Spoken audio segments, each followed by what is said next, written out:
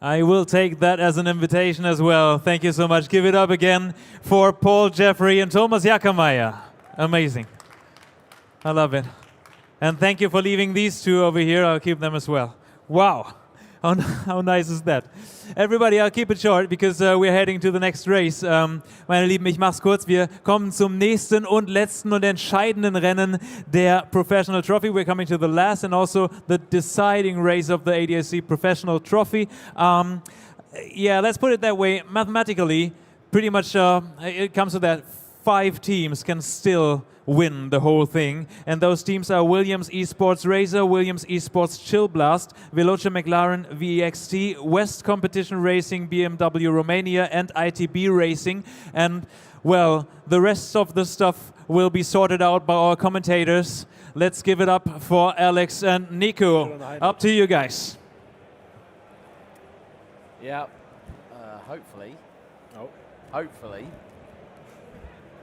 We are. Right. Guten Nachmittag, meine Damen und Herren. Hello, welcome to the final race of the ADAC 2023 SimRacing Expo Professional Trophy. Nico, as Matsi rightly put it, 5 teams in with a chance of getting €1,000 as the top prize for the 20 teams that will get their fair share, well, not necessarily their fair share of a €5,000 prize pool, but race 1, the calm before the storm, I think. Yeah, absolutely. And I think one of the most important things here is, technically speaking, I think if I saw correctly in the top 5, our current leader, Williams Esports Razor, is the only team with the DNF as their striker result. Yeah. So there's even a little bit more pressure to perform 100%, but then again, it's Igor Rodriguez. I said at the first race already, that guy is just bloody fast. It's absolutely incredible. It's a coin of phrase there, Nico. It's a coin of phrase. Yeah. But of course, the success ballast from race 1 has been applied. Yep. So again, for the second race in succession, it is the number 5 of Williams Esports Razor, now being piloted by Brazilian ACC ace Igor Rodriguez, who you said, and I'm going to use your words, quoting verbatim, is bloody fast. But I think Tinko had words of wisdom to say to him, have fun, when he spoke to Luke in the post-race interview. We will be going to the grid in just a moment's time because qualifying has already taken place. The other 2 teams that will be hit with a success ballast, Team Racing Point, piloted by Amadeo Castorino in the first race. We'll have David Bertole behind the wheel for that one. And then Veloce McLaren VEXT will have Aidan Walsingham behind the wheel. George Boothby got close, but not close enough. We have a 45-minute race, and we are going to have a full rolling lap of this 3.661 mile circuit, yep. 5.891 kilometre location on the site of an old Royal Air Force base, opened back in 1948, has been the home of British motorsport for a number of years, has hosted the British Grand Prix for both Formula One and MotoGP, continues to be one of the mainstays for the British Touring Car Championship, and next year will be part of the 30-year anniversary for the Intelligent Money British GT Championship. It's also been part of the Silverstone Classic, the World Endurance Championship 4 Hours of Silverstone, the European Le Mans Series, Fanatec GT World Challenge, and FIA GT, amongst others. So the anticipation builds. We've got another, I think it's 20, well, we have got an addition to the grid, and there it is. So Igor Rodriguez makes it a Williams Esports Razor double pole position, and Wojciech Fiala stepping in for Dennis Schoeninger, who has got tendonitis in his left palm, so it's a Williams front row. Then we got Aidan Walsingham rounding out the top 3, Matthias Kuhn for the 696 of ITB Racing, Tommy Razier for SDL Esports in 5th, and then in 6th position, that is the 121 of Thomas Enger Sim Racing's Mattia De Campo.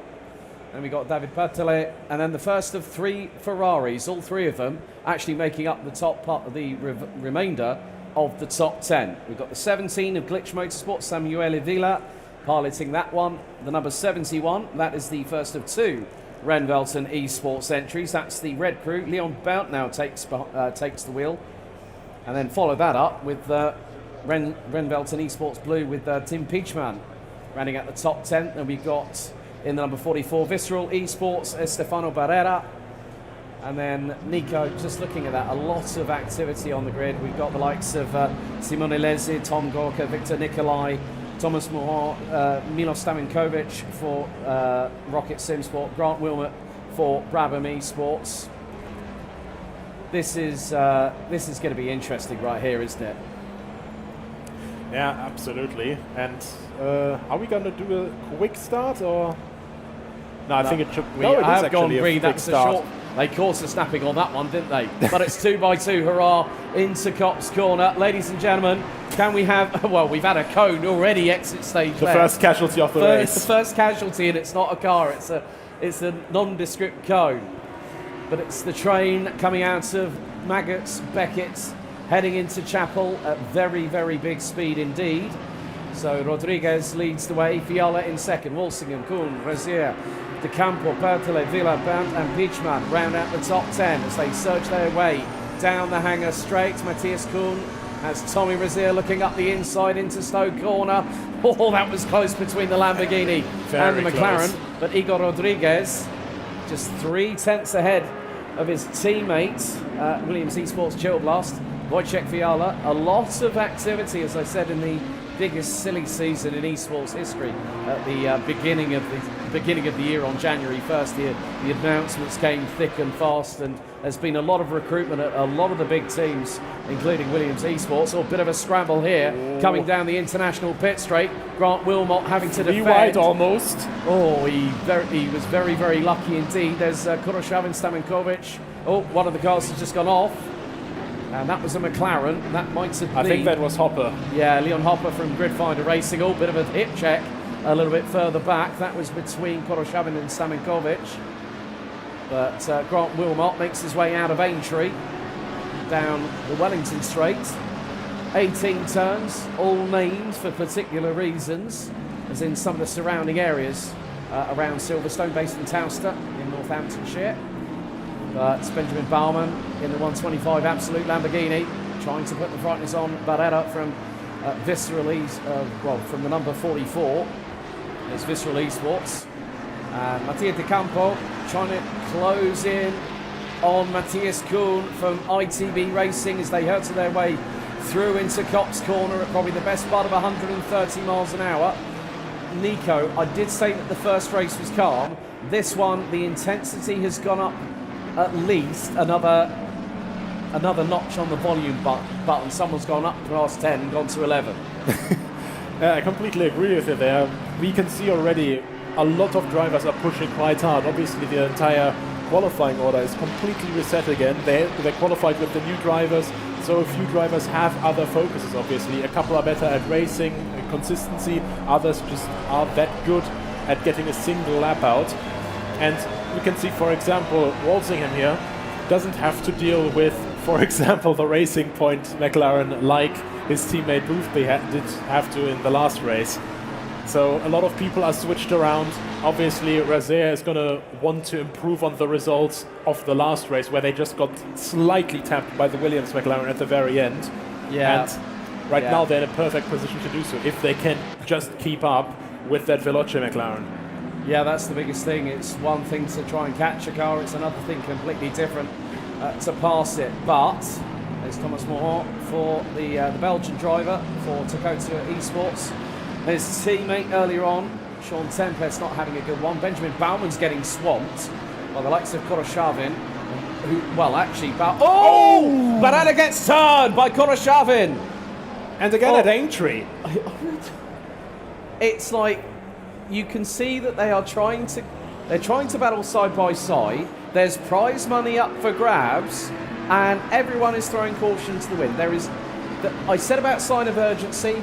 There was a little sign of desperation, I think, from Koroshavin on that one. That's going to be investigated, and I'm sure that a penalty might come the way of the number 15 from Pitbull Racing. But we will have to wait and see. what race control decide on that one. We just saw it from the corner of our eye as well. So it's always dependent on how much overlap there was, how long was he alongside already. Basically, the rule of thumb is, if the front axle of the overtaking car is in front of the rear axle of the car being overtaken, or they're trying to overtake, then you're entitled to the space. But if it's only a little bit of bodywork overlap, then, you are unfortunately out of luck, my friend. And, sometimes in these stressful situations, you just sort of go, either you do a calculated move or if gap car. I think as Ayrton Senna, his statement comes up a lot, doesn't it? Yeah, you don't go the for very a gap simplified version of it. Now that's very, very true in a multitude of different leagues, whether it be community, professional, whatever. But Igor Rodriguez is leading a... right, here's a replay. Now, this is a little bit earlier on. There's the number 2 West competition car that we didn't see competing in race 1. Hit checks the number 44 of Visceral Esports, who comes up, clashes into the side of Murat and goes all 4 wheels off the track. There's the 44 McLaren. There's Aidan Walsingham rounding out the top 3. Wojciech Fiala, 8 tenths behind Igor Rodriguez. With over 5 minutes completed, Rodriguez leads the way, has the fastest lap of the race. So let's have a look at the replay. Bauman gets through, and then Kurashavin, slight tap on the left rear, and the 44. And that was Stamankovic getting through on the outside. Unlike Martin Klaassen in the opening race, did not get collected. Yeah, the Rocket driver got incredibly lucky there. That was millimeters at best. Yes, and a Code Brown waiting in the wings as well if something had happened. But nevertheless, 39 minutes on the time is still to go. Walsingham's just set the fastest lap of the race, 1 minute 56.502. So a good showing by both Walsingham and Boothby in race, with Boothby getting 3rd position in race 1. Had to really fight for it and could have gone for P2 had it not been for a particular driver by the name of Amadeo Castarino. Here's that rear diffuser shot we were showing in race 1, and again we're back on board this time with Williams Esports Chill Blast, and then we go inside the cockpit with Aidan Walsingham from Veloci, McLaren VEXT in the 992. But again, just so close coming through club, and then you see, that sausage curve on the inside coming out of club, that is a menace, isn't it? It's terrifying. Like, you're trying to go side by side through there, and you have to pray the outside car leaves you enough space, because at the same time, if they don't leave you space, you just hit them. You're going to get a penalty if you hit the curb, and then you'll hit them automatically anyway. So it's speaking of double-edged sword, and both edges are very sharp. Speaking of penalties, Dominic Kurashavin has just received a 15-second time penalty for the collision with the number 44 of Barrera from Visceral Esports. So that has been applied by race control. So Barrera currently still circulating. The gap between the top 3 at the moment is around about 1.2 seconds. A little bit closer at the sharper end of the field. Definitely closer. We saw the battle. We saw the battles between, like Castarino, Boothby, and Statsenko. But that gave Tinko van der Velde the opportunity to get away and win comfortably by the best part of nearly 9 seconds. This is a little bit more of a closer affair. Now, I spoke to Javi, who's the team boss, or one of the guys from Williams. I had a chat with the Williams guys anyway, and one of the team members, who will remain nameless, don't worry, said that we were looking at strategy for the Chill Blast car. And because of the fact that Max Weichner got a 15-second time penalty, got dumped out of the top 10, they could use that as their drop score. Yeah, absolutely. Which was a very, very good idea, because it keeps them in the running. However, I'm only going to say this, Ren Velsen, be careful with both your drivers at the moment, because they are getting a bit close. No, that is the difficult part actually for Rodriguez right now. I think if the drop score is considered in this, and in the current standing, the 55 would actually win. Because they're 11 points ahead of the 55 car right now in the number 5. So the Williams cars are the furthest up ahead in the standings right now. So they would need an 11-point advantage, which they would have from first to third, because first place 40 points, then second place 34, third place 29 points. So that would be the 11 points, but then they would win on countback because they have more race wins. Yeah, exactly, because Williams Esports Razor have 2 race wins. They've got the most out of anybody. Chill Blast took the opening round at Paul Ricard on the 19th of September, and then when we went to Monza, it was Veloce. They had the velocity behind them, pardon the pun, but that was a great race for them. And also, when you look at it, the top 3 teams have not placed outside of the top 4 combined. So the run of consistency is how you win a competition or a championship, or in this case, the ADAC 2023 SimRacing Expo Professional Trophy. David Pertelet has now clawed away from the number 17 of Glitch Motorsport Samuele Villa, and that gap has now expanded to 2.1, just over 2.1 seconds. Had the opportunity actually a little while back to catch up with David Pertelet, and he is now closing in on De Campo.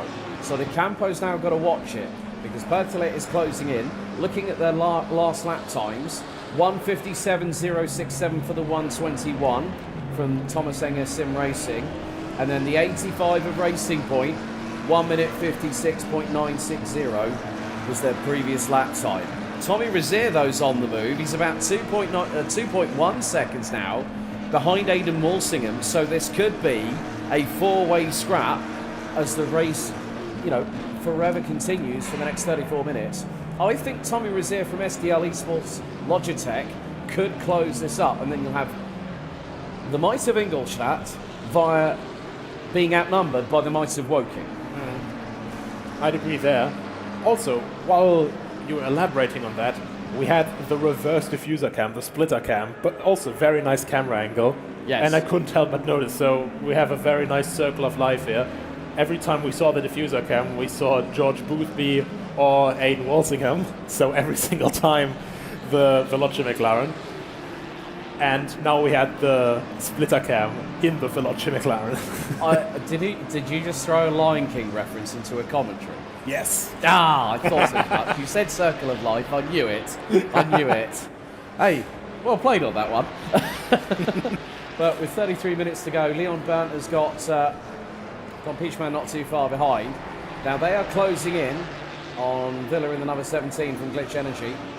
So this is 3 Cavallino Rampantes in a row, and they're battling for 8th, 9th and 10th respectively. It's really good to see that when newer cars or updated cars hit ACC, we mentioned it about the 296 getting all the love in the world, but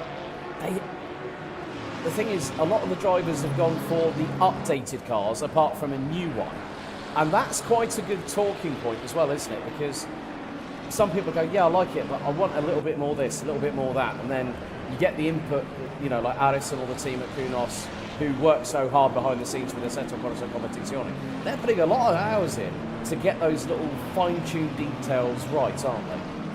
Yeah, absolutely. And the funny thing is, even though we have the 296, it's not too strange in some cases, because obviously it's a completely different car formula. Yeah. For the first time for a GT3 car for Ferrari, it's a V6. It's a twin-turbo V6 instead of the bigger V8 twin-turbo that the 488 had, or the even bigger, which we sadly don't have in the game because it's one of my favorite cars of all time. Victor Nicolai has just done the old cutback. He waited for Thomas Mahal to get through in the 137 Dakota Esports McLaren, and Nicolai just went, right, I'm going to park here, and just literally stopped it on a sixpence, waited for Moran, got through on him. There you go, job done. Back into 13th goes Victor Nicolai. The funny thing is that we haven't actually got West Competition BMW Romania in this race, because Marco Yonkers was set to take the place of Talas Juknevicius, who did a very, very good job in race number 1. So, again, it's the McLaren meritocracy. 5 out of 9 in the top 7. And in terms of proximity, the top three are still about 1.1 second, covered by 1.1 seconds. Oh, right, someone's just had a bit of a moment. That's a Lamborghini. That could But be... which one? I think that could be the 858. Absolute Res Tech, because that is... Yep. Yeah, that is. So Tom Gawker from Get Closer No, the Racing 77? is closing in. Oh, no, sorry, that was the 858 that was off, sorry. Yeah, that's the track cut. Oh, it's It's side by side again. Thomas Moran is not done yet. No, he's not. And Victor Nikolai's not giving him. He's squeezing him for every chip check between the pair as they go into the next left-hander. Now into the right. Moran gets through. Nikolai's going to get the traction hopefully down in the BMW as they go through the right-hander at Club. Down the international pit straight with the Silverstone wing on the right-hand side. Nikolai looking to stick his nose up the inside of the McLaren. Through into Abbey, now into the left at Farm Curve. And look who's behind. That's Grant Wilmot from Brabham Esports in the Lamborghini, looking towards the outside to get the undercut. Through from Village into the loop. Can't make it stick at the minute. That was very, very close. Bit of hip checking between Morat and Nikolai. And Wilmot nearly capitalised on getting past the number 2 from West Competition. Their car didn't get killed this time in lap 1 at Aintree, so they're very hungry for points. And yeah, from the literal sense speaking, only way is up. And they're keeping up very well right now. So with you, the right, rest of the okay, car. now let me get this right. You've just put you're taking a leaf out of my book. You put a Disney film reference, and now you put a song reference in there as well, within Also, 5 yes. minutes. No, your analogy with the cat on the roof was just too dazzling for me. We don't have such fancy metaphors you're making in up German. for it. Yeah, you're making up for it in spades, Nico. Come on. Right, let's keep our eyes on this battle. This is Villa Bent and Peachman. Again, the 3 Ferraris in a row. Bertollet is about 2.2 seconds up the road from this battle, but Bount in the 71 is coming down the hanger straight, pulling to the right-hand side.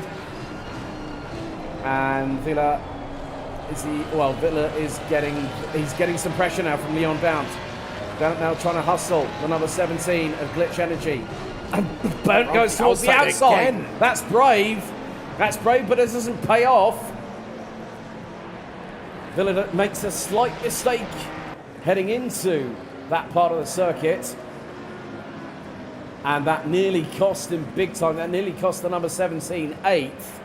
But Bount and Peachman look to be running in Renvelton formation and keeping themselves out of each other's way, because we all know the biggest cardinal sin in racing is don't take out your teammate. But Bount sends it up the inside through on Villa. This time, he can't get the traction down. Yeah, he can't get he must be hitting the accelerator a little bit too early, and Villa is just making good use of it. Samuele Villa able to just make it happen. And then Bount is like, okay, I've got to get on the gas. And he's not able to do it. Tom Gawker, in the meantime, trying to go around the outside of the 858. Oh, this could end nasty And here. that was a bit of contact, actually, on the brakes. Yeah, Simone Lesi. That might get looked at, I think. It could do. They may class it as a racing incident. I mean, if it was a complete bump and run, then fair enough. But now, Leslie looking towards the outside. Oh, this is into Cops corner. Careful. Tom Gawker could have had a massive moment there. Simone Leslie was right up the rear bumper and gave him a little bit of a tap. Then that car would have been around and hard into the barriers on the left-hand side of the circuit. But in the meantime, Igor Rodriguez is now expanding his lead over Wojciech Fiala to the tune of just over a second. Aidan Walsingham from Veloce is closing in on the number 55, and there they are. So gap between them is just under 2.5 tenths of a second. Rodriguez is now faster than these two, and the Brazilian running in the number 5 Williams Esports Razor Audi put in a 1 minute 56.762. Fiala and Walsingham running in the 56.9s. And still, no matter what Wojciech Fiala can do, can't shake off Aidan Walsingham, no matter how hard he tries. Walsingham is really all over the back of, well, his McLaren mate, his brand mate. Not quite teammate, because it's definitely quite big rival teams. But I think in the front car, Rodriguez is actually maybe thinking a little bit, yeah, good, Walsingham, get in there. Please overtake him, you know, because in the end, they're teammates. But obviously, it's still a difference of 300 euros prize money, and who's going to say no to 300 more euros? Well, exactly. I mean, you look at it from this perspective. Now, we're going to have a look at the replay here. Now, this is a repeat of what we saw between the 858 and the 137. Oh, no, that was later on. Oh, so there was afters. So Simone Lesi, more than hip checking, he rugby tackled the 858 at that point. So, well, the 858 of Simone Lesi gave Thomas Moore a bit of a hip check, more than a hip check, a rugby tackle. But yeah, I mean, looking at the point side of things, at the moment, Williams eSports Razor are on course to score a maximum double here today. That's 80 points and 3 straight race victories with 154 points. Chill Blast currently in second position on 103. So you look at it from this perspective, that's 137 with 29 points. Veloce McLaren VEXC, that is going to be, that's probably going to be about 124 points. So effectively, Veloce needs to get past Williams Chill Blast. Yeah. Effectively, to have any opportunity to close that gap. But yeah, like you said, Igor Rodriguez would love for Wojciech Fiala, and there is probably a strategy employed at Williams. I know the team very, very well. There will be an employed strategy, and now the gaps are starting to expand. Fiala has dropped to exactly 1.1 seconds behind Rodriguez. Walsingham a further half a second back.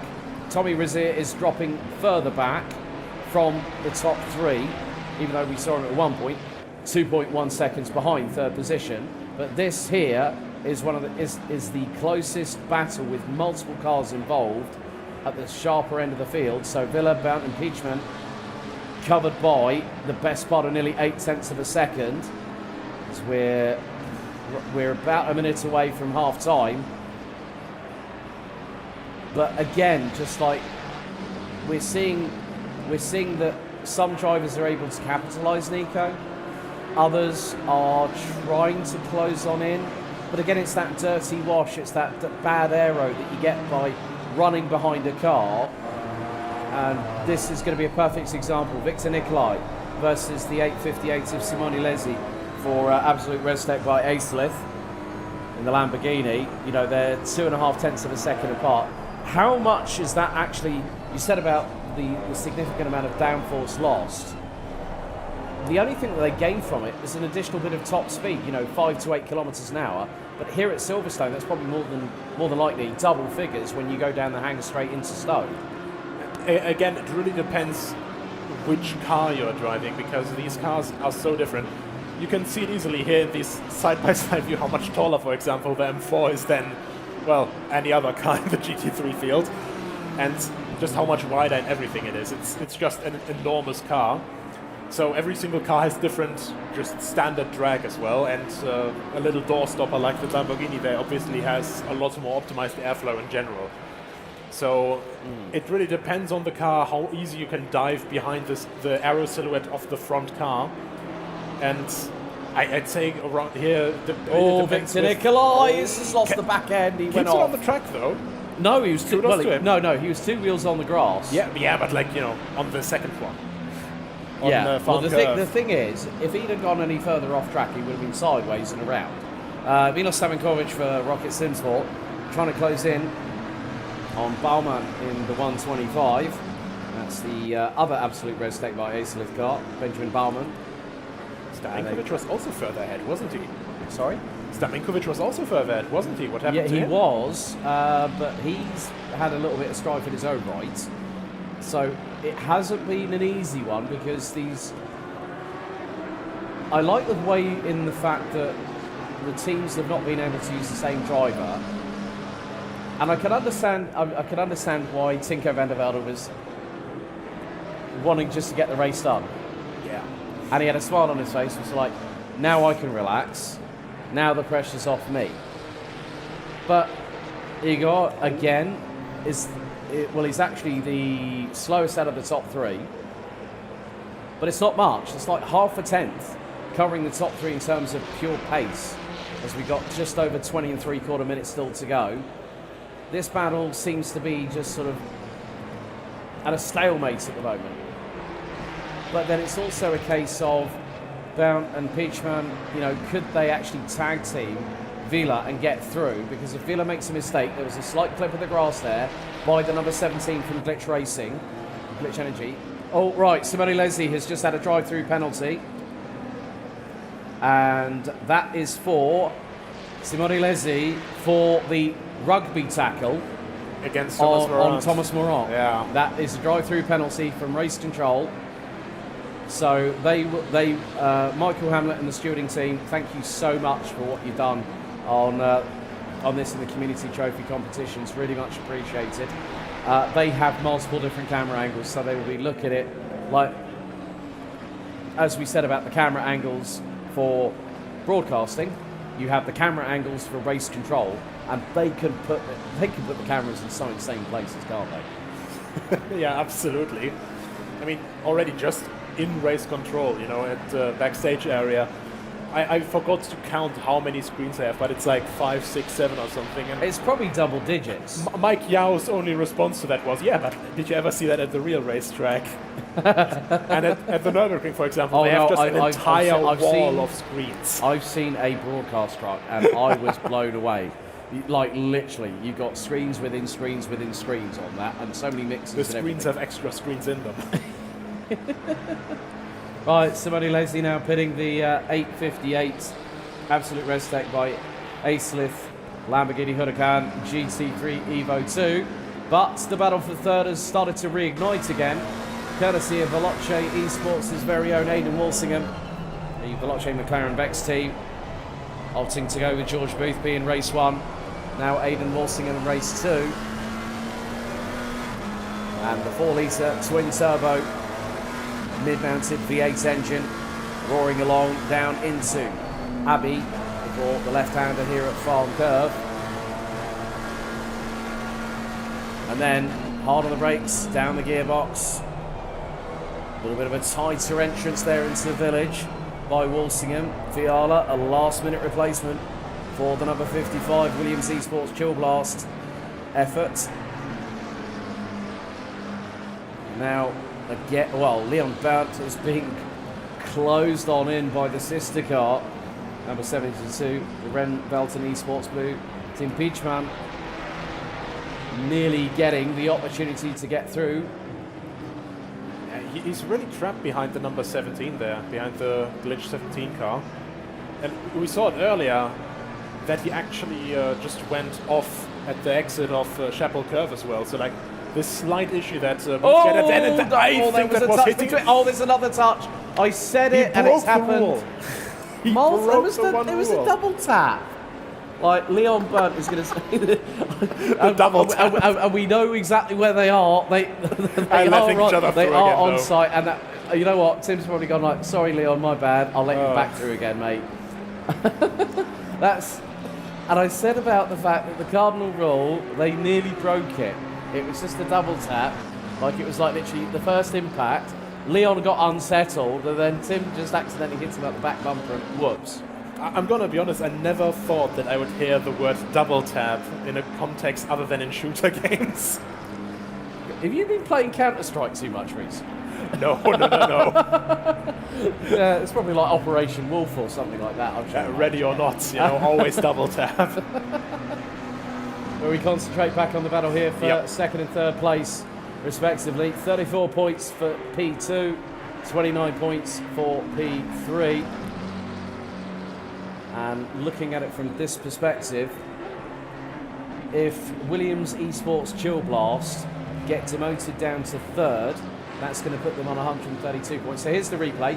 There's the first bit of slide contact, tag, and he gets the tank slapper, and I think Tim was trying to get past him, was trying to actually cut through. Yeah, just runs out of space, You just have a limited amount of grip, limited amount of space in the middle of the corner. Yeah. It can happen. Yeah, so it does just go to show that you unsettle a car and then you hope you get through, and that was the perfect example of it didn't quite happen how you thought it might do. You know, theory is one thing, practical's another, and that was the perfect personification. I might have to have a little bit of a chat with the guys at Renwell and say Tim and Leon, say, what happened there? You know, like, really? You know, everyone makes mistakes in this situation, and obviously it's not ideal for them. Now they have a 4-second gap almost to Villa in the 17. Well, over 4 seconds now. I cursed them there. While we're in this lovely splitter cam again. Yeah, this is on the front splitter, actually behind the just behind the actual front bumper. Between the middle bar. This is almost like the F1 Halo cam. I've seen some camera shots through the grille of the Mercedes AMG GT3, where you've actually got the three-pointed star right in front of you. Yep. Now, looking at points at the moment, even if Aidan Walsingham gets past Wojciech Fiala, it will not be enough to take second. So, effectively, Williams Esports Razor, at this moment, on 154 points, will become the new, well, effectively, Williams, despite the fact it not being the same format as last year or the year before, Williams Esports win the professional trophy in a capacity for the second year in a row. Yeah. And what's more, we've got the Digital GT500 tomorrow, where Williams Esports Once again running. are, well, they are in the running, but they are one of the teams, one of the driver pairings, are the defending champions. But with 14 minutes to go, Igor Rodriguez leads by 2.1 seconds here at Silverstone for what is the second and final race of the entirety of the 2023 ADAC SimRacing Expo Professional Trophy. Right on board with Wojciech Fiala from Williams Esports Chill Blast. Now expanding the gap between himself and Aidan Walsingham to the tune of about 0.4 of a second. Through they go into Maggots, Beckett's and Chapel. I think there might have been a bit of dust kicked up by Igor Rodriguez in the number 5 Audi. And, well, Fiala doing a pretty standout job at this moment, Nico, to keep a hold of second position, despite being a last-minute shoe-in after, I mean, let's look at it from this perspective. You've got Dominic Blyer out with injury, a very, very weathered, as in illness, in terms of Tinko van der Velde. Dennis Schoeninger unable to compete. That just goes to show that even professional sim racing drivers are human. Yeah. I mean, I don't know what else to add to that, you know. This is in the end a real sport. I'd say honestly, out of all esports, sim racing is pretty much the one that takes the sport factor of it the furthest. Yeah. Because, you know, it's a lot of mental exhaustion, because having coming from, you know, a motorsports origin, then switching to sim racing, and, you know, then doing both for a time, I can actually say, you know, you have a lot more physical exhaustion in real life. Obviously, with the G-forces and everything, the car is hot, you don't have AC or anything, and, you know, other things racing drivers would like to whine about. But yeah, you mentioned one of them earlier on. I'm not going to let you forget that. Here we basically have this difference that the exhaustion is mainly mentally, because you're focusing on a completely different kind of input. You have only the wheel pretty much, or maybe, you know, you're that rich that you have a private motion rig, or like very nice new like motors or something in the pedals, but it's still completely different feedback that you have to pay attention to every single tiniest detail. But even then, with direct drive wheels and all that, it still forces that you do sort of need some arm muscles for. You can't just be a complete Mr. Beansprout for this for a longer time. Well, whilst you say that, the battle for second is really heating up. There's Aidan Walsingham closing in on Wojciech Fiala for second position. This is the run into Stoke Corner. A bit naughty almost. There was Yeah, almost well, reactionary on the braking. I thought Walsingham got a little bit tail happy on the braking, and Wojciech Fiala is making the back of that number 55, McLaren 720S GT3 Evo, as wide as humanly possible, out through Luffield, now through into, well, not through Luffield, Club Corner. 10 minutes and 45 seconds on the timer remains. I think Walsingham is just trying to bait him into a worse line into the corner now. Yeah. Obviously here he has that disadvantage. One of the most noticeable corners for dirty air.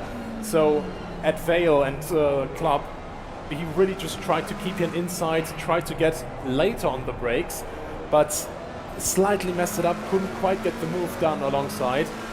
And you can really see Fiala is really good with his throttle control here. You want the least amount of traction control interference coming out of these corners. And knowing that McLaren, a lot of the drivers are actually driving with the traction control disabled because it has quite a lot of traction and it's quite nicely drivable. But still, you need to put all those over 500 horsepower onto the road somehow.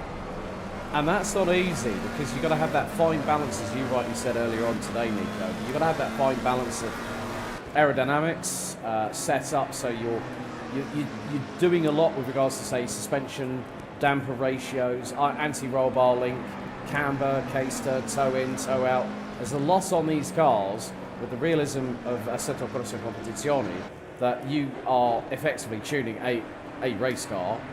And yeah, okay, it's on a simulation, but it's a simulation that is very, very highly regarded. And that's why it's used as the, for SRO esports through their relevant programs. And they have, and it's the first real sort of platform that we see used to provide a point scoring opportunity for teams in a real life sense through the Fanatec GT World Challenge powered by AWS. And it normally takes place during the Endurance Cup. But Igor Rodriguez, with 9 minutes to go, is 3 seconds ahead of this battle, which is about 0.2 of a second apart. Bit of a wiggle there from the back end of the number 55 Williams Esports Chill Blast car, piloted by Wojciech Fiala. Down the international pit straight, heading into the right-hander here at Abbey. Walsingham, I think, just trying to be a little bit more careful, especially one thing that we haven't really touched on is that whilst these drivers have been pushing, if they have had a track cut, if they've got to be careful if they're on their third strike, because strike number 4, automatic drive-through penalty, as per the system software.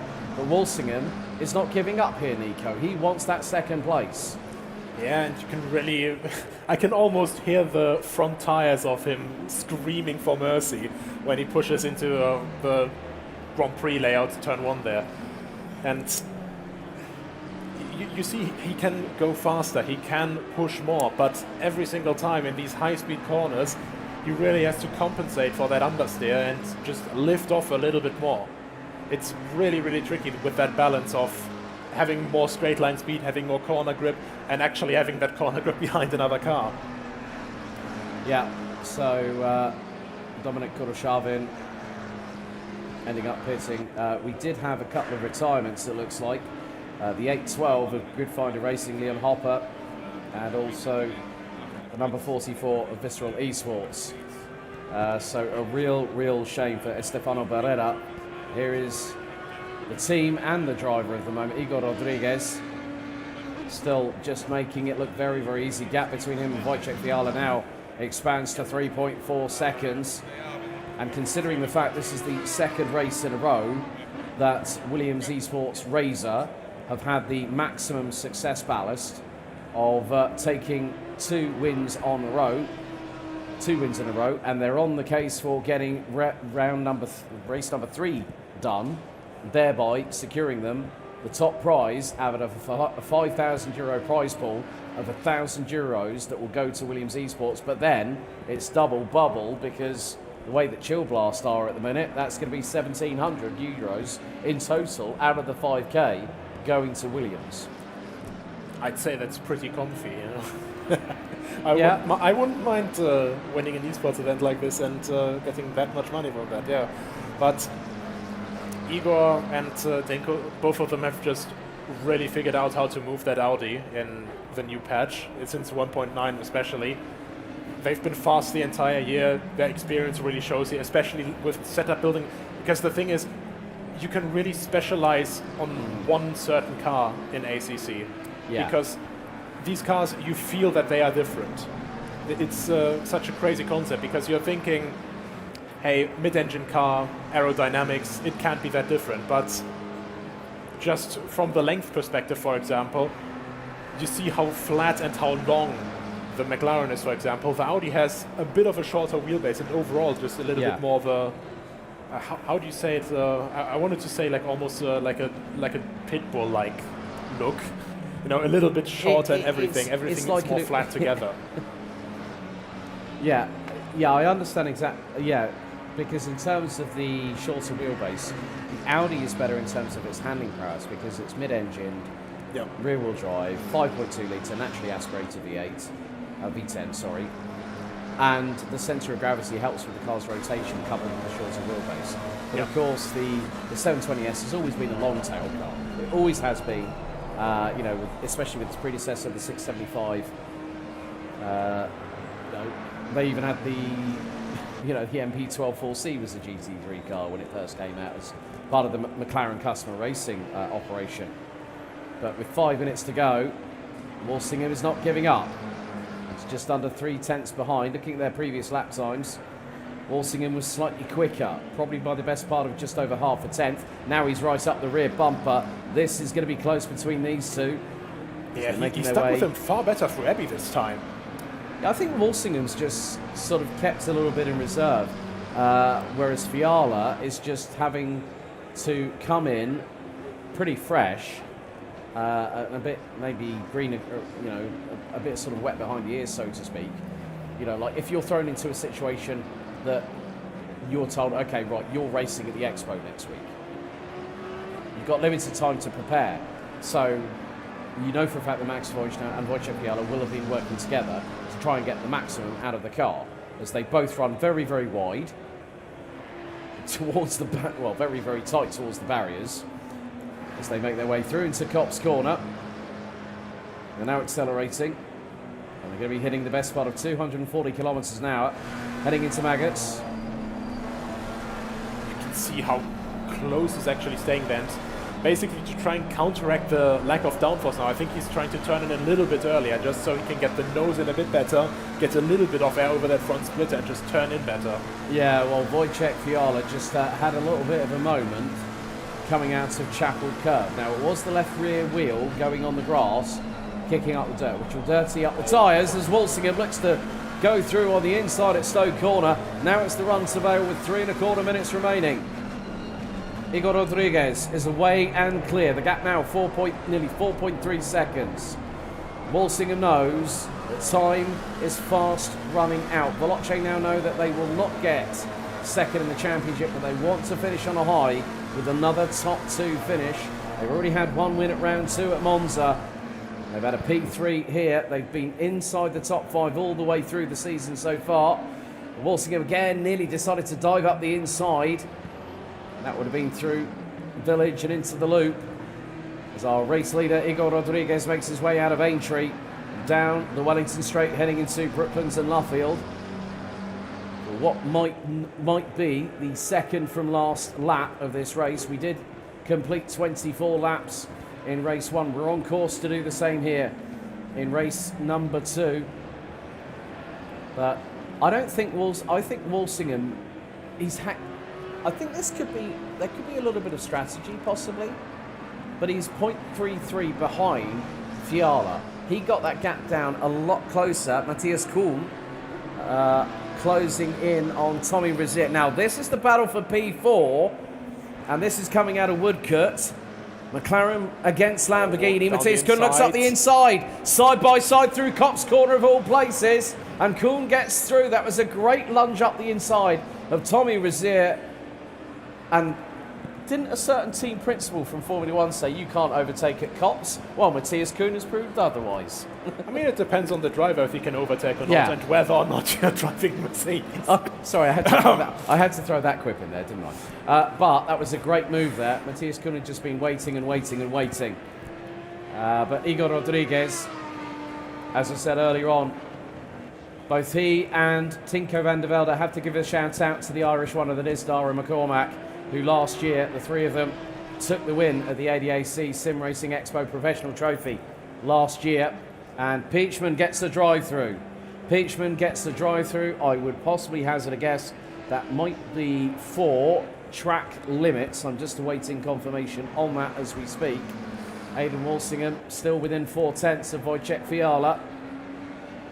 So track limits confirmed as the reason for the drive-through for Peachman, Tim Peachman, for the number 72 of Renvelton Esports Blue. 35 seconds on the timer. And Igor Rodriguez making his way down the Wellington Straight for what will be the penultimate time on lap number 23. Walsingham closing on in on Fiala for that second place. Into the left-hander they go at Brooklands. Who's going to get the better run?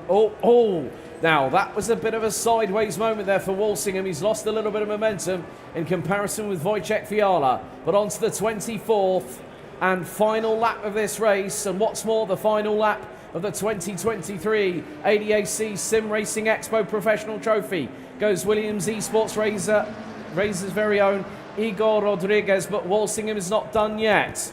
He's closing in, going into Maggots. And Tommy Rozier has had to pit. What on earth has happened to SDL Esports? In the meantime, has he sustained damage as a result of a possible contretemps, so to speak? Walsingham using all the track and then some, even having the throttle fully pinned down. Flat chat through out of Chapel, down the Hanger Straight. Fiala gets Stowe a lot better this time, so no mid-corner slowdown needed, where Walsingham caught him before, but goes a little bit deep into the chicane. Now to come around Club, and Walsingham really has to get the traction down properly now, has to stick with him, has to get the next turn in properly for Abbey, down the Hamilton Straight. Yeah, now through Abbey, they've got to fire it through very, very quickly. Fiala had a quick directional change there. Into Village, now into Farm Curve, and now into Village, and Walsingham is ready and waiting to strike. He's trying to get a bit of a bump between the two for second position. Timer has hit 0. There's your race leader coming down the Wellington Straight for the final time. It has been a dominant day for one squad above all. It's going to be 3 wins on a bounce. As coming out of Luffield, it's just woodcut to negotiate, because your 2023 ADAC SimRacing Expo Professional Trophies, it's 2 times galore for 2022 and now 2023. Williams Esports Razor take the championship with 3 wins in a row. Muito parabéns, Igor Rodriguez and Tinko van der Velde, for a sterling effort. Wojciech Fiala holds on to second, so it's a Williams Esports 1-2. With the Chill Blast crew coming home in second. Walsingham will bring it home in third for Veloce. They'll wrap up third in the title standings. Matthias Kuhn for the 696 of ITB Racing takes fourth. Mattia Di Campo for Thomas Enger Sim Racing. Mattia Di Campo takes a well-deserved 5th place for Thomas Enger Sim Racing. We wait for the final few drivers. There's Tommy Rozier. Not a good one for him. Milos Stamenkovic for Rocket SimSport across the line takes 16th. But Nico, Williams Esports Razor, 3 wins on the bounce.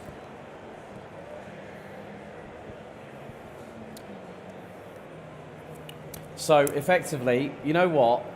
After all of that, that means that Williams Esports now have €1,700 of the prize pool, but everyone, folks, gets up from 20th upwards. They get a piece of the prize pool, but Van der Velde and Rodriguez. So, you know what? I think at the end of the day, they thoroughly deserved it. Williams Esports continue to rule the roast here at the SimRacing Expo, and they've got another title to defend tomorrow, the GT 500. But what did you think of that amount of racing for today? They've been a force to be reckoned with for the entire race. Not just the entire race, for the entire season, honestly. With Veloce being the only one to dethrone them in, I think it was Monza in the second round? Yeah. Yeah, and it just, honestly, respect to them. they have great drivers. They have had fantastic preparations, evidently.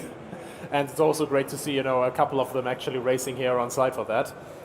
So, yeah, they worked hard for it. They definitely deserve it. And 1-2 lockouts, I think that's... We had a couple of teams here with 2 cars, but the 1-2 lockout, that is a sign of dominance, if I've ever seen one. Yeah, well, you know what? We're not that far from the end of our coverage of the ADAC SimRacing Expo Professional Trophy, but I'm going to hand it over to Luke on the stage, who's got one of the team from Williams Esports to talk to. Over to you, Luke. First of all, massive congratulations to our race winner, Igor Rodriguez. So we can give him a round of applause, please. And that is 3 wins out of, 3 wins in a row, and indeed the professional trophy sorted, signed, sealed, and delivered. I am here with Carter McColeman, who is team coordinator, along with many other things I've been told today. And you've been here engineering with the team. What a day. Yeah, absolutely incredible. Super happy with the result. Yeah, they put in the work. They got the car to the top, and yeah, honestly, super happy with how everything's gone. Have you actually had to do anything today? Because the performances have been pretty good. I mean, not really. It was a pretty easy day for me. Tinko dominated the first race. Igor dominated the second race. It was pretty easy for that. And then, Max in the first race had a bit of a trickier one, but managed to get through it. And then Vojta finished P2. So for me as an engineer, it was pretty easy with no strategy either. So it was keeping it simple and prevailed, I guess. Nicely done. Can you sum up in some words how Igor's feeling? Obviously, he's racing from home, not able to join us here at the Expo, but he must be so happy. Yeah, well, obviously Igor's really happy to win, but he'd really love to be here as well. But he's super happy to get that car into the top, secure the championship, hopping in for the final round. He's super pleased with himself. Yeah. Nice one. Well, thank you very much for your time. Let's hear it one more time then for Williams Esports, Razor. Now we'll head back to Alex and Nico, who will wrap up the professional trophy. Yeah, thank you very much, Luke. Folks, tomorrow we have the grandstand finale on the 3rd day of competition, the ADAC Digital GT 500. The format will be as follows. We'll have 2 qualifying races and then the main event, which will be either 500 kilometers. We have all teams competing on site for a prize pool of €15,000. I've been Alex, Nico's been joining me, and that is it from us. And what we are now going to do is I'm going to hand back over to Luke and Matt Sitt to round things off our side of things today. Wonderful. I just had to run back on stage. Normally Alex talks for about 3 hours, but no, he brought us over early. Who's talking about esports, right? Yeah. This is real sport, honestly. The one time you want Alex to keep talking, he doesn't. Unreal. No, yeah, it's crazy. Normally he talks like from now to September, next year, whatsoever. How did you like the day? Really good. It's nice to end off there. Williams Esports have been brilliant in this competition. Both cars, Chill Blast and Razor. Yes. The top 2 teams being dominant here on site as well. So yeah, really chuffed for them. Interview with Tim Heinem earlier on was really cool. I've pretty much been with him from the start of his journey through sim racing into the real world, commentating on his races, to now see him being successful in a GT3 car. That was really cool for me. You know what I liked it so much when you had the interview with him. All the audience were so emotional with him because like the journey is really like everybody wants to have that journey, right? Starting in car world, but then not enough money, then going to sim racing, then back to the track, and it was just an amazing journey he made. So he got me. The best thing for me is I remember him having no one turn up to, or like 1 or 2 people turn up for like a signed autograph. Yes. Today he has not been able to stop. He's just had people constantly wanting pictures and autographs, which is amazing. Brings me to the next point. I love you guys. So good that you're here. Like, hello to the chat and to the stream and everybody. Like, appreciating a lot that you're there, but also people coming here to the fair is amazing. It's such a nice crowd. The feeling is super warm and welcoming, and everybody seems to be super happy. I like it a lot. They certainly are. Yeah. By the way, I have something for the people over here. Also, I will say it in Germany. Fanatec has free beer starting now. Also am Fanatec-Stand gibt's jetzt Freibier. Just for you to know. So it's over there. Like, Oh, that's 20 why meters. Alex. That's why he wasn't talking so much. Yeah, exactly. 3 He beers, wanted to okay, get the copy. beer. Yeah, that's that. Now we get it. Okay, I'm looking forward for tomorrow as well because it's going to be the ADAC Digital GT500, of course. So great races, qualifying's in the morning, 10:30, I guess, and then do you have the time? Pretty much action all day with the GT500. It's a long race, so Yes. it's a tough job on So- a Sunday for the commentators, but it gives us